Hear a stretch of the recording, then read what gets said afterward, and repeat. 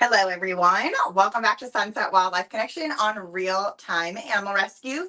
My name is Margaret, and I have two prairie dogs here today, as you guys saw in the description. We are going to be cleaning our two prairie dogs. So I'm going to talk a little bit about them. I'll talk a little bit more about our organization. Sorry, I look a hot mess, but that is also real time, right? Sometimes I'll try to get a little bit more put together, but this is a full day for me. I have to do both the paperwork and all the animal cleaning. But these two are starving, so let's get them fed and cleaned up and everything. So I'm just going to actually start by giving them a snack to kind of distract them. And then we're going to start with the top layer and then work our way down. And if you guys can't hear me, I do have a little mic on. So if you guys can't hear me, please let me know in the comments. And I'll try to fix it if I can. So just let me know. All right. Here's a snack for you. Good job. Snack for you. Can you come down here? Okay, so this is Zeus. You're going to fall. Don't go up there.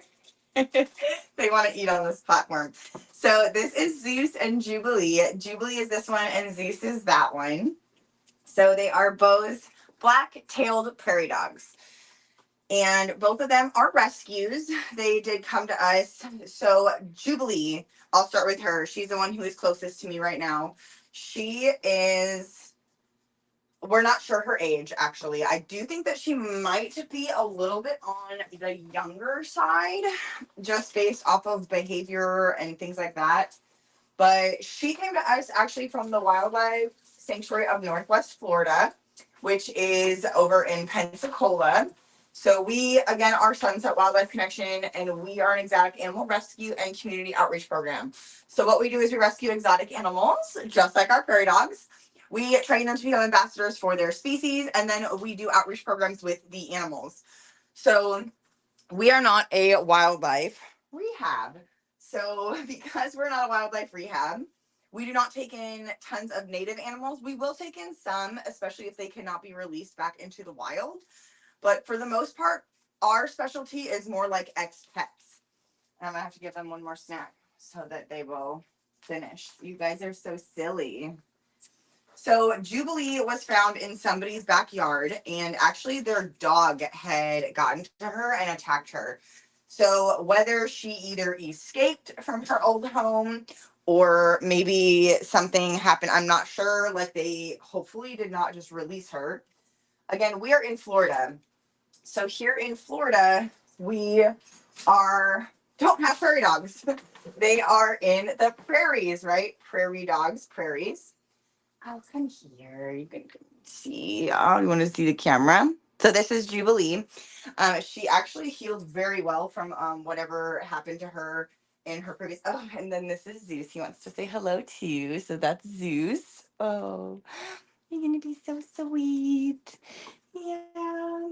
Here you go, guys. You guys are starving, huh? So Jubilee, like I said, was attacked by somebody's dog. They took her to the wildlife sanctuary because they honestly did not know where else to put her.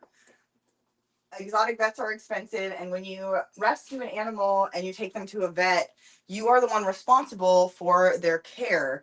And especially an exotic vet is very expensive. So that's something to definitely keep in mind when you guys are looking for pets for your own home. Make sure that one, you have an exotic vet near you, and then two, that the exotic, that they take exotics. Some vets that I know in our area, I actually have a couple that I work with, and sometimes they're only there 3 or 4 days a week. So I have to call ahead of time to see if the exotic vet is there. So definitely something to keep in mind. But either way, these people went to the wildlife sanctuary, and the wildlife sanctuary does not take, like I said, native or non-native animals. Their specialty is taking in rescue or native animals and then re-releasing them back into the wild. Well, obviously, Jubilee 1 is not native to here, so she did not come from the wild, and that's number 2. Because she did not come from the wild, she was then probably an expat. And again, either she escaped from somebody's house or she I don't know, for some reason they let her go thinking that she would be able to survive. But she was not born in the wild. She was not taught as a baby how to scavenge, how to look for food, how to protect herself. Prairie dogs are social animals, meaning that they live in a colony. So because of that, they need a colony to be able to survive. They have usually a lookout. They have moms, or even the dad sometimes will help raise the babies. So it's definitely not going to work in that situation with her trying to be out in the wild, especially this is not where she would live naturally in the wild. So they took her in, the wildlife sanctuary took her in, and then once she was rehabbed, they wanted to find a good home for her. And that's where we came in. So then we took on Jubilee. And again, these guys are social animals. So we were hoping that somebody else would surrender a prairie dog, which is exactly what happened. So this is Zeus right here in the front right here. And then this is Jubilee right here. So Zeus then was an ex-pet. So he came from a family. They did the right thing by reaching out to an exotic animal rescue and reaching out to us to be able to rehome him. I am a trained zoologist, so I have a zoo animal technology degree from Santa Fe College. And then I also have a bachelor's degree with a minor in environmental science. And then I'm also a master's student right now at the University of Florida. So I am a trained zoologist. I am a zookeeper by trade. So definitely reaching out to somebody like us is what you should do with your exotic pet if you are not able to care for them anymore. So because I was like a family of 4, so, mom, dad, and then 2 younger children. Well, these guys are very cute, and I know there's some really cute, YouTube videos and other videos that you can watch of prairie dogs just being absolutely adorable. And I totally get it. They are absolutely adorable. If you guys are just joining us, you'll have to rewatch from the beginning because they both jumped out at me and wanted cuddles and love. So they are really sweet, but it took me a long time, especially with Zeus. They get very attached to their caretakers. So then that makes them very hard to rehome because they think that you're their family. So Zeus actually bit me really, really bad on my foot. So please wear closed-toed shoes if you're around exotics that you are not used to, because I had 2 big old holes in my foot. And these guys are in the rodent family, so they're related to woodchucks, beavers. Those guys all have a really, really sharp teeth. And they are constantly growing because, again, they are in the rodent family. So they are very cute and they are very sweet, but they do make pretty, I don't want to say like terrible pets, but it's definitely not the most ideal pet, especially for children. Definitely get something like a rabbit or a guinea pig and not a prairie dog because they are much more instinctual. They will overstimulate much faster. They are also extremely destructive. So these guys are ones that I would almost say double enrich, meaning that I give them enrichment sometimes twice a day or 2 different enrichments in one single day. Now they do go through cycles just like they would in the wild where they have higher testosterone, and they will go through a cycle where they like are super high energy, and then they'll go through cycles where they're a little bit calmer. Usually in the fall and in the winter, they're a little bit on the calmer side because that's after baby season. Even though they're both boys, they still get that testosterone rise and fall with the year. So Zeus had broken through. He was not in this cage. He was in something smaller with smaller wire, and he broke through it multiple times. He would get out on them. He would then go down and he would chew on the floorboards and the doors. And they said he was just so destructive. And it took them a long time. It took them like even 6 months just to surrender him because they really didn't want to, but not a good pet for sure. But let's talk a little bit more about prairie dogs in the wild. So I know I mentioned a little bit about how they are social animals. So they live in very, very large colonies. So because they live in very large colonies, I'm over getting some, if you guys can see me, I'm over getting something to put into their house so that they can cuddle in. I like to give them a couple of different things to cuddle in. Where are you going, silly? Hi. Oh, you're gonna leave. Oh, hello. Yeah, you can come say hi.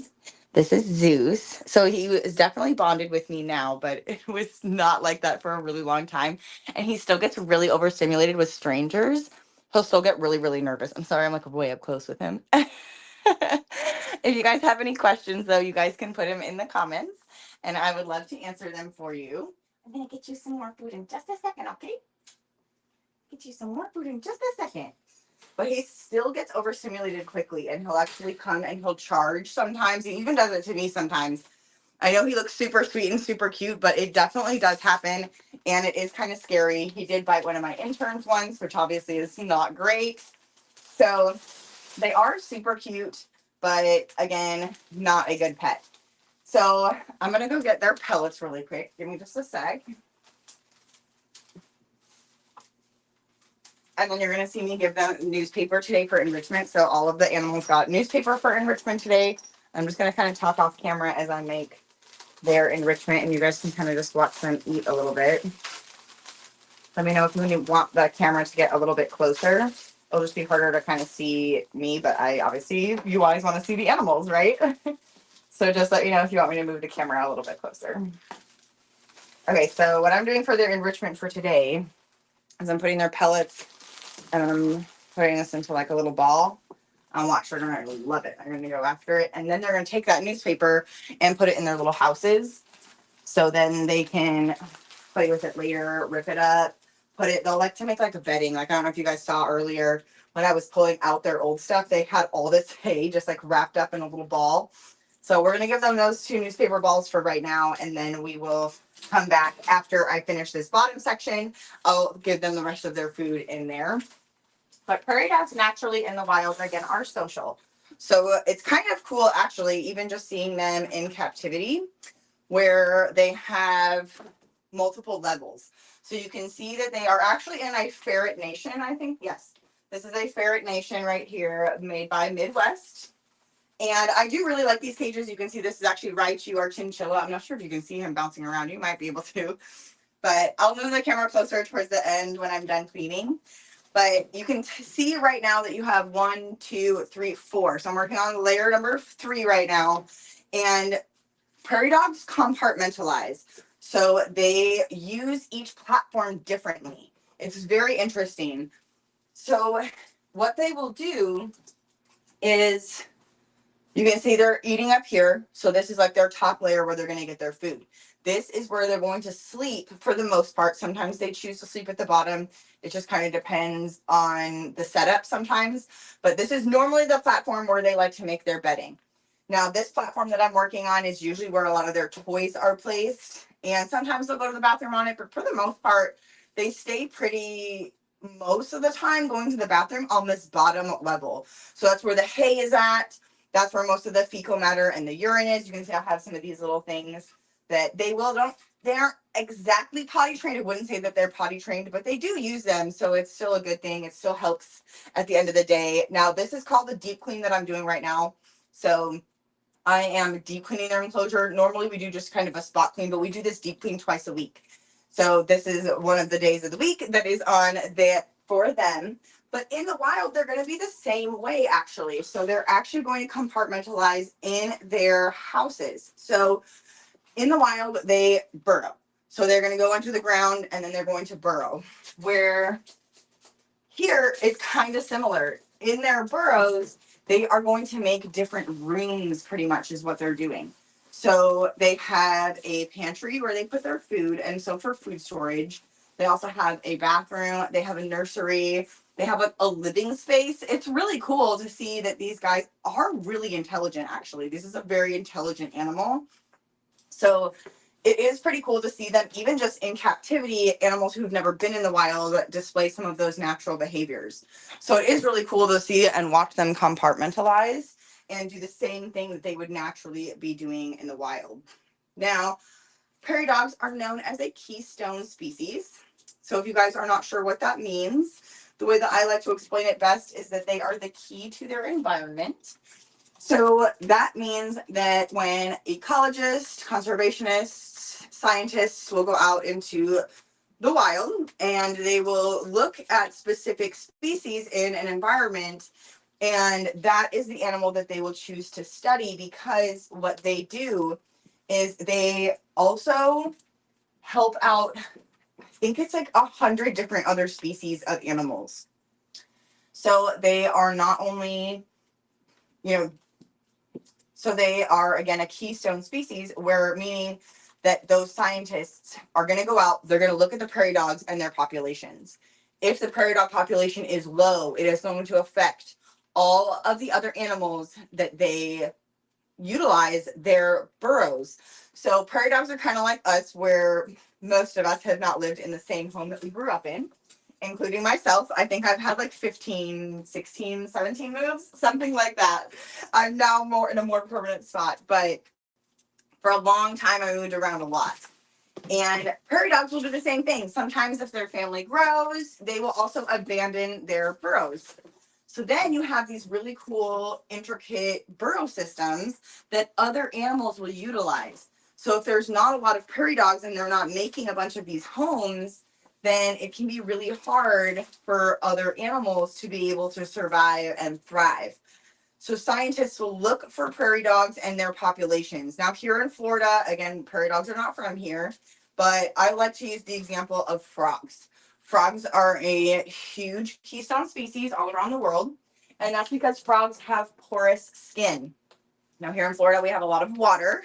So because we have lots of water, the scientists will go look at the frogs, they will test their skin, and then they can actually tell if there's any toxins in the water. And again, water is an extremely important resource. We all know that.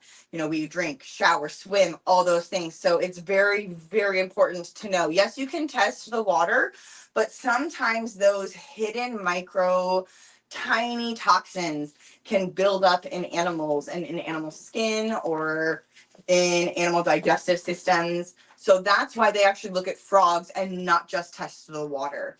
So very interesting that these guys are a really cool keystone species. They, again, are really cool animals. They are mostly omnivore or herbivore. They do sometimes eat, maybe like they've had some egg before, or sometimes they like a bug. But for the most part, they are going to be a grass-eating animal, which makes sense because in the wild, where are they from? They're from the prairies, lots and lots of grass and hay. So you can see this is definitely their bottom layer, their most messy layer. Those first couple layers were not too bad, but this is definitely your worst one, which again, that's fine. It's kind of cool that they are able to compartmentalize. And again, I'm not necessarily potty trained, but it is kind of cool if you give them the space to do it, that they will compartmentalize for you. So it is really cool. And actually, we do have plans to not keep them in the house. Our plan is actually to have them out on our property so that we can have them more on display for our on-property tours. So that is the long-term goal with them. We're hoping that we can do that next year. So I'm crossing my fingers that we can raise enough funds, and that we have to do our perimeter around our whole property first, and then we can actually put these guys outside. But you have to remember, we're going to have a pretty big dig barrier under them, if not something more permanent to where they really can't dig under at all.